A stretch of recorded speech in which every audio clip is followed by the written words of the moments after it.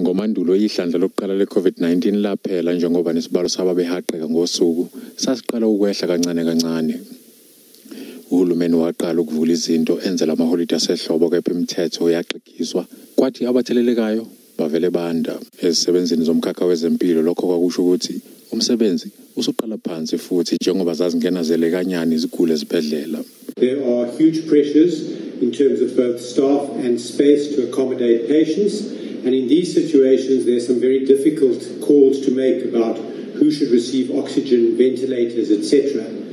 In other areas, some of the private facilities in areas that are less overloaded, obviously things aren't quite as bad. But because of the time of the year and reduced staff numbers, I think the pressures are greater, and this is exacerbated by the fact that the spike is higher than it was and the peak greater than it was during the first wave. Njengoba amaholide asehlobo esaqhubeka nje izibhedlela vele sezithwele kanzima namagumbi ezimo eziphuthumayo afaka usawoti esilondeni. We have seen obviously numbers rise with a lot of motorists on the road, motor vehicle accidents and general trauma-based incidents.